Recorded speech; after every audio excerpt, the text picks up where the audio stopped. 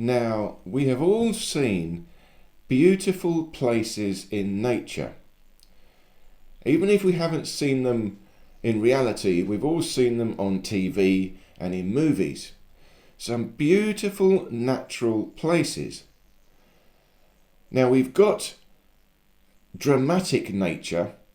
We've got mountains, we've got deserts, we've got jungles, we've got glaciers, oceans. But I would say the most beautiful, the most heavenly places that we find in nature are these places of balance. They've got just the right balance of mountains, trees, water, rolling hills. You see, nature is everywhere, but some places are more special than others. What makes some place more special? What makes it more beautiful, more heavenly? It's when there's this perfect balance. Now, you can't really put your finger on it. There's no formula for this. They're always different. But sometimes when you've got this balance of mountains, rolling hills, rivers, waterfalls, lakes, trees, flowers, and wherever you look, from whatever direction you're looking in that place, it's beautiful. And they tend to be smaller, confined areas. For example, in a little valley. Imagine a small valley, mountains around the outside, then you've got some hills, then rivers, lakes, and maybe a few houses, a little village, a little community living in that valley. We see it in Switzerland, one of the most beautiful countries in the world. But of course, every country has got some of these. So I would say that heaven on earth is when you find a perfect balance. And it's really a balance of the 5 elements. And the 5 elements are really a metaphysical idea. It's to do with the energy, the ether, the chi, the life force. It's a spiritual energy as well as a physical energy. So the Taoist 5 elements are water, wood, fire, earth and metal. And then when we look at nature, we can see this. Water, well, we know that. We've got oceans, rivers, lakes. Then we've got wood. Well, that's the trees, the plants, the flowers, the jungle, the forest. Then you've got fire. Well, that's the sunshine. But it's also the desert, sandy, hot area. Then we've got earth. Well, earth is this rolling hills, lovely balance, beautiful structure in the landscape. And finally, we've got metal. Well, metal is the mountains, the ice, the crystals, stone. And when you've got just the right balance of these 5 elements in a natural place, it's heavenly. And this also was the search in Feng Shui. Feng Shui was trying to develop a beautiful heavenly place, a natural balance of these 5 elements. And you can see it in these old world buildings, structures, palaces. They'd always have gardens around it. Churches, they'd have a garden and they'd build them on top of a hill, somewhere beautiful.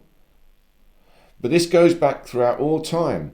Even ancient people, like let's just say the Native Americans, they would have their teepees, but they were living in nature and they'd find a beautiful place in nature near a river with the mountains, trees.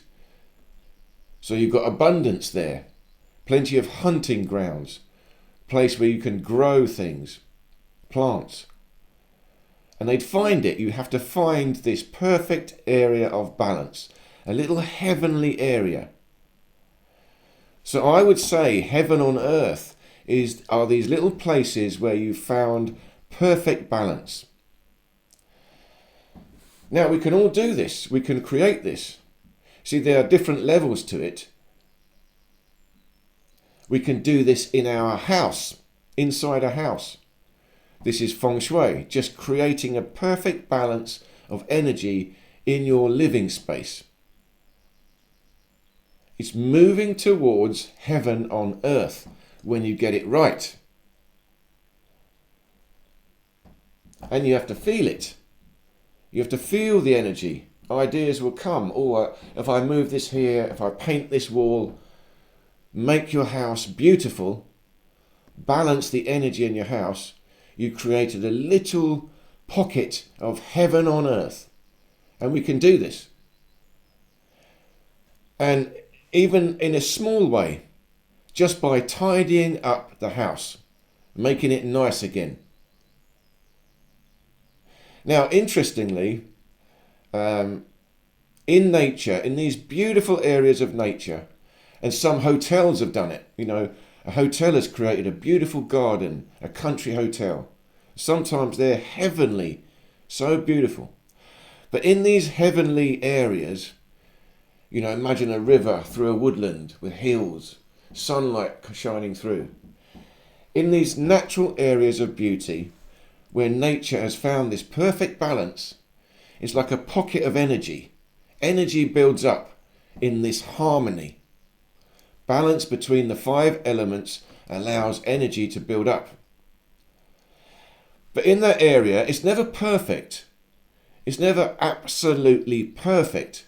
There's always a certain element of mess. You know, the leaves will fall down. Broken branches will fall down. You know, they're making a mess. Animals will come through, trample it down a bit, leave their droppings around. But you don't worry about it. It doesn't matter. That area has got such good energy, and overall it's so perfect, it creates a feeling of heaven on earth. These little bits of mess you don't mind. It's always going to be there. In reality, there's always an element of chaos, always moving, always changing. But at least for a time, we can create these little pockets of heaven on earth. Now, in modern world, it's very difficult. We've got city life, not much nature to see. But like I said, inside our house, even if we just got a room, we can make our room a perfect balance, just good energy that we like. It feels like heaven for us. And again, just step by step. A little step towards heaven on earth is tidying up a bit, organising your space. Now, I'm saying that because I've got to do it. You know, I'm not the best one for tidying things up. But I do understand it. And overall, I'm always trying to create a nice balance. Energy of things around me.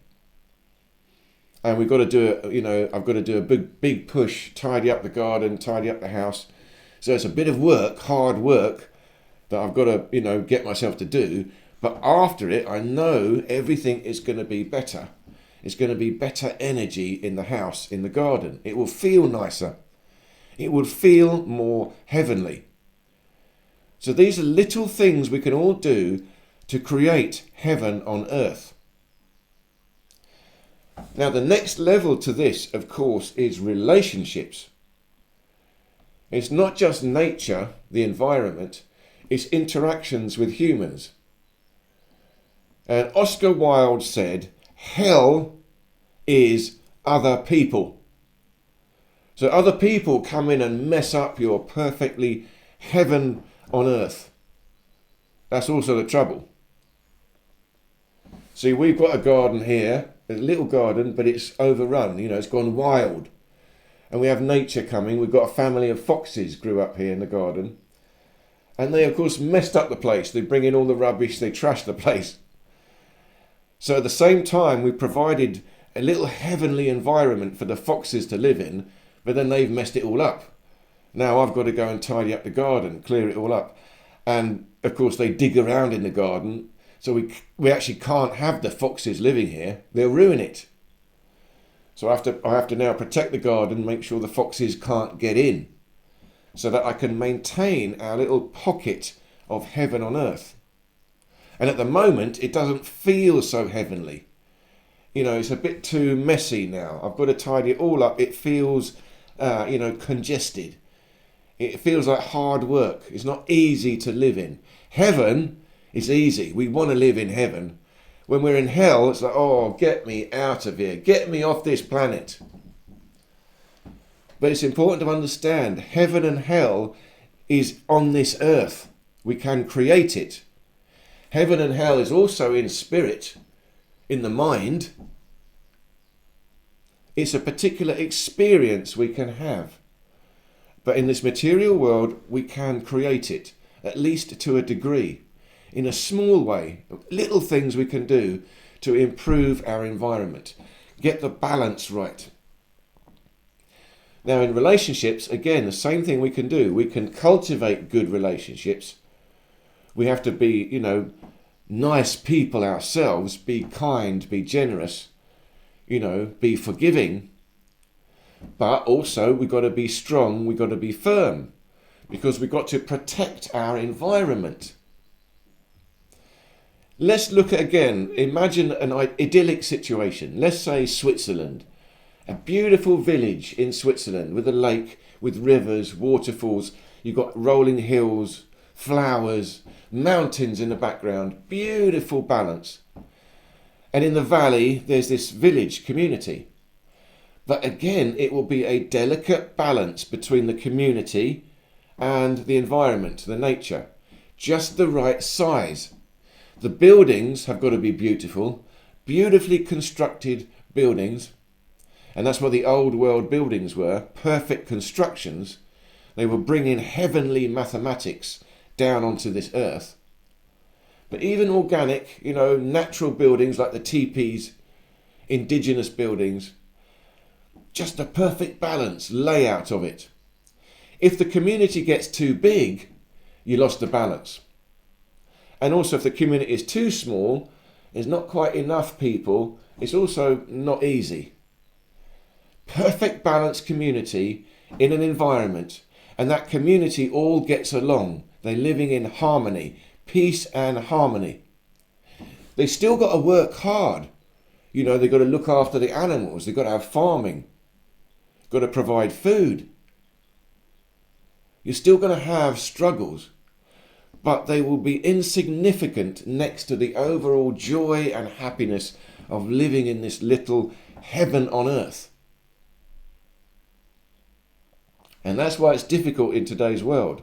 We've got so much disharmony in the community between people. So many different cultures, ideologies. So many different ideas about how to live. Everyone's got a different idea. So no one's really gets along properly. We're always arguing, disagreeing. And everyone is quite narcissistic now. It's got to be my way, what I want. Can't have your way, not what you want. There's no compromise. But in a community like this, in this little heavenly community, especially if it's long established, everyone has learnt how to live in this area of nature. Everyone is enjoying it. Everyone is happy. Then they all get along much better. It all works hand in hand. So this is, again, a long-term goal, but we can do this. Build little communities in beautiful places of nature. And people are doing it now. They're trying to do this all over the world. It's the way forward. And whatever nature you've got, you make the most of it. Make it beautiful. Your house can be simple, but you can make it beautiful, harmonious with nature. It will feel more heavenly. And interactions with people, like I said, this is the difficult side. You have to maintain a small group of people. When the community gets too big, it's difficult. Like city life. City life is very difficult. Too many people. Little small village life, there's probably an optimum size. Maybe 100 people. An optimum size for human beings to live together. Now, there is research done about this. And I think that's what it is. About 100 people, we are the happiest in a small community like that. But of course, that community must be balanced, harmonious. All the nature must be around. It must be abundant. We need abundance. Abundance comes from this balance of nature. You've got the sunshine, you've got the water, you've got the trees, you've got the good air from the mountains. And all that you can grow fruit, berries, plants, and animals are happy. You can have cows, sheep, whatever. So you've got your farm, and all the animals are happy. So it's all right to eat the animals. There's plenty. They're always growing more and more. You eat them because you want to maintain the balance. Got to be the right quantity of animals for the environment. Just like the right quantity of humans for the environment. When you've got this delicate balance, this balance of the 5 elements, that is heaven. When there's imbalance, now it's moving towards hell. Hell is when there's chaos, total imbalance. And nothing is working together. Disharmony. Then it gets horrible. Life is horrible. It's hell. I want off this planet. But wherever you go in the universe, it's the same principle. There'll be other planets where you've got disharmony and other planets where you've got more harmony. So it's everywhere. It means we might as well try and make it right here. Do it for ourselves. Improve life for ourselves. And this is how we do it. Relationships, to improve our relationships, we have to improve our self-awareness. First of all, we've got to be sure it's not me. Am I the one creating the trouble? Am I the one that is being disharmonious? Am I causing pain to other people? Is it me? Because it may well be me. I might be the troublemaker, making hell on earth for other people. So self-awareness allows me to look at myself and check, all right, let me at least try to be a good one. I don't want to be the troublemaker causing pain and suffering for everyone else. Then again, you have to help other people so that they don't become the troublemakers. And sometimes you do have to push out the difficult people. No, you're creating so much disharmony. You cannot live here. You're ruining it for all of us. Remember, one bad apple, and the whole bunch goes rotten. It's tough. That's why we've got all these stories, fantasy stories, secret worlds. They're hidden away. Shangri-La, hidden away in the mountains. Atlantis, hidden away somewhere.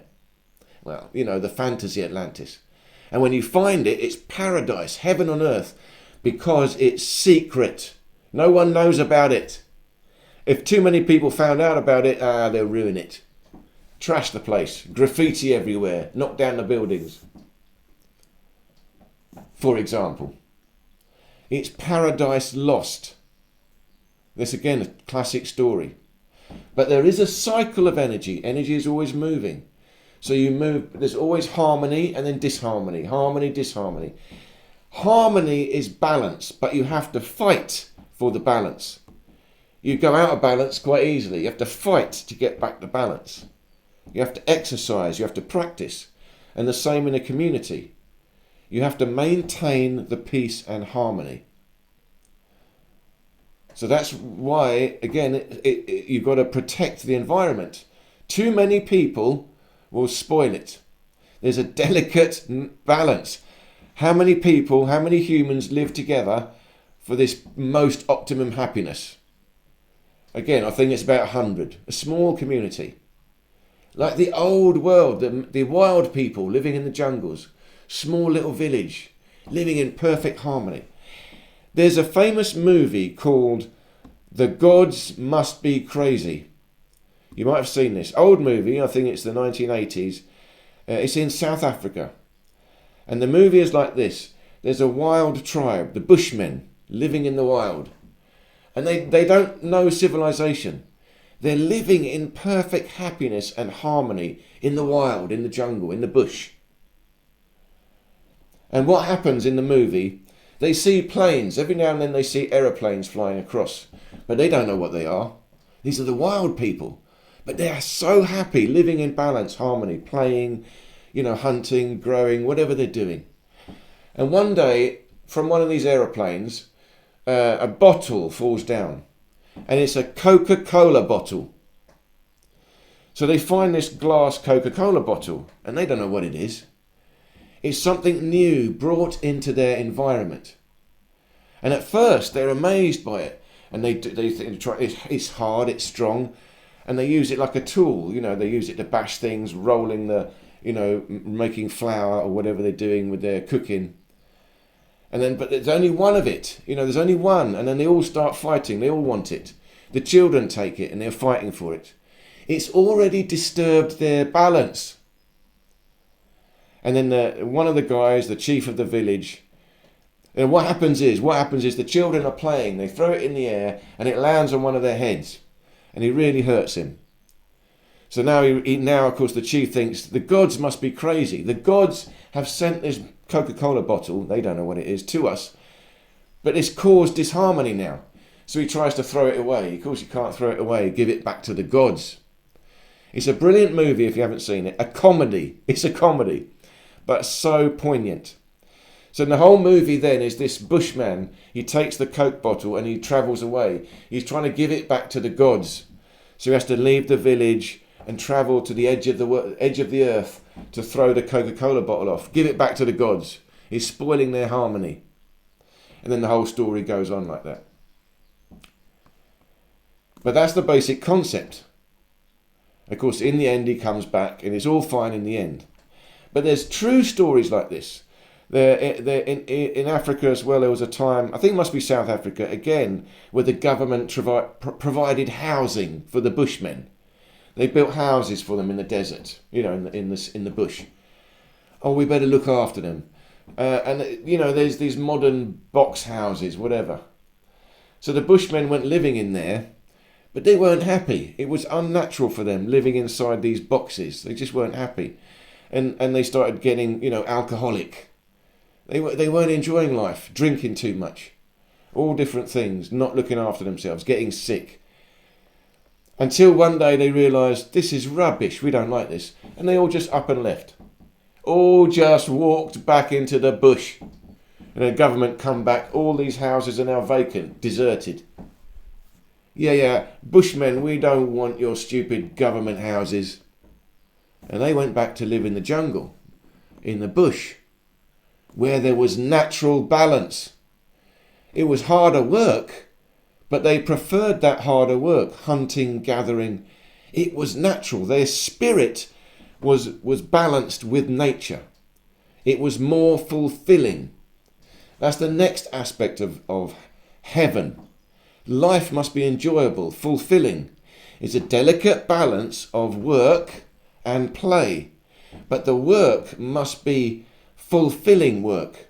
When you work in nature, it's in your soul. It is fulfilling. You ask any farmer, any smallholder, yeah, it's hard work, but we love it. They love the animals. They eat the animals, but they love the animals too. Everyone is happy. And you look at us in modern life where we work on a computer, we work in a bank. It's stress, stress, stress. Are you happy? No. I can't wait to get away from the 9 to 5, the rat race. I want to go and live in nature. Lost the balance, lost the harmony.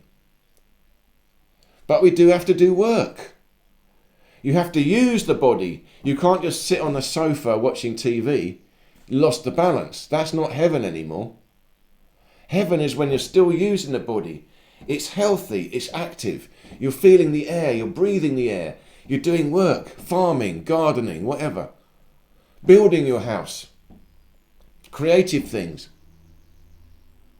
Helping each other. When you help each other, it's fulfilling work. But of course, everyone in the community must be harmonious. So you all help each other. It's fair and square. It's natural. It's not enforced. Everyone does it because they want to. They enjoy it. What we have now is enforced. It's not the same. And nobody wants to do it. So it doesn't really work. It's disharmonious. There's no real community now.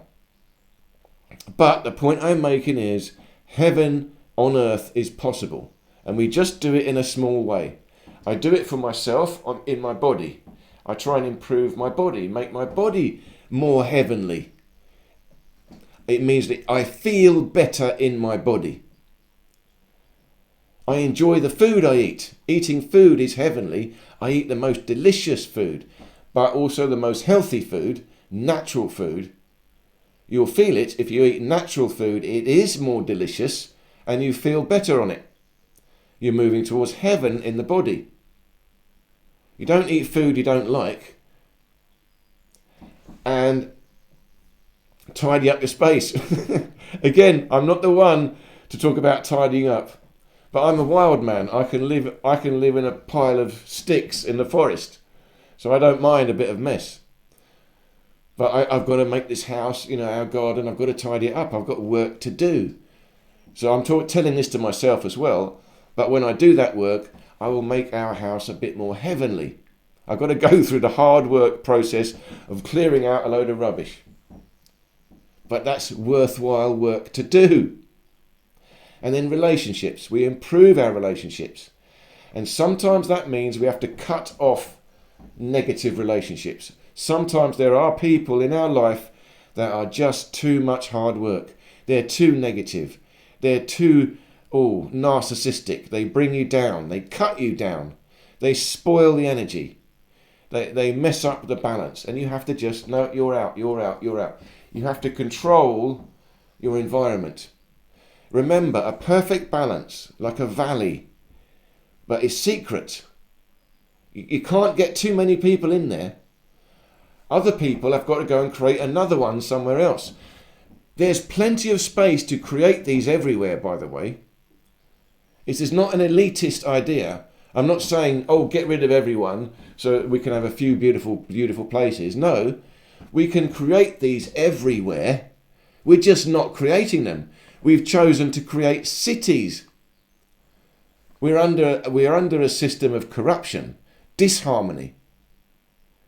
But there is plenty of space, and we have the technology, and we create more technology to create little pockets of heaven on earth all around.